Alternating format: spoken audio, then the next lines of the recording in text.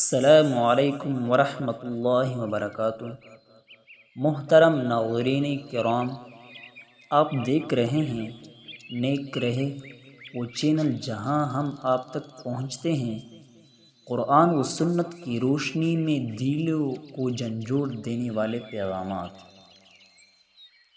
آج کا موضوع ایک نہایت اہم اور حساس مسئلہ ہے، وسعت کے باوجود قربانی نہ کرنا۔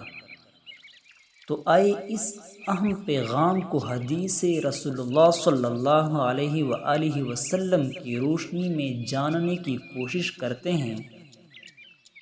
حدیث مبارک حضرت ابو ہریرہ رضی اللہ تعالی عنہ روایت کرتے ہیں کہ رسول اللہ صلی اللہ علیہ وآلہ وسلم نے فرمایا، جس شخص میں قربانی کرنے کی وسعت ہو اور وہ قربانی نہ کرے تو وہ ہماری عیدگاہ کے قریب بھی نہ آئے۔ اس حدیث مبارک سے قربانی کی اہمیت ظاہر ہوتی ہے۔ اگر کوئی صاحب استطاعت شخص جان بوجھ کر قربانی ترک کرے تو وہ کتنی بڑی محرومی کا شکار ہو رہا ہے، یہ سمجھنے کی ضرورت ہے۔ قربانی صرف ایک جانور کا ذبح نہیں بلکہ اللہ کے حکم کے سامنے سر جھکانے کی علامت ہے۔ لیکن کیا ہم میں سے ہر وہ شخص جو قربانی کی وسعت رکھتا ہے واقعی قربانی کر رہا ہے؟ رسول کریم صلی اللہ علیہ وآلہ وسلم نے ایسے لوگوں کے لیے کیا وعید سنائی؟ وسعت کے باوجود قربانی نہ کرنا۔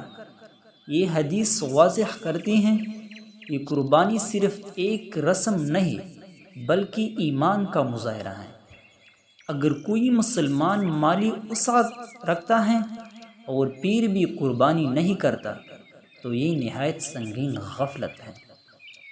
رسول اللہ صلی اللہ علیہ وآلہ وسلم نے عیدگاہ کے قریب نہ آنے کی جو وعید دی، وہ اس عمل کی اہمیت اور فرضیت کو اجاگر کرتی ہیں۔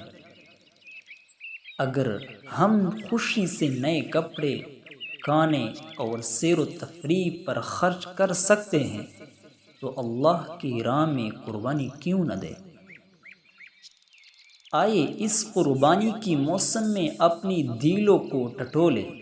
اگر اللہ نے ہمیں استطاعت دی ہے تو سنت ابراہیمی کو ضرور زندہ کرے۔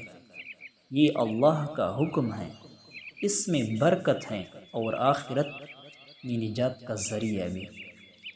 اگر یہ ویڈیو آپ کی دل کو چھو گئی ہو تو دوسروں تک ضرور پہنچائے۔ چینل کو سبسکرائب کریں اور عمل کی نیت سے آگے بڑھے۔ اللہ ہمیں اپنی رضا کے مطابق قربانی کرنے کی توفیق دے، آمین۔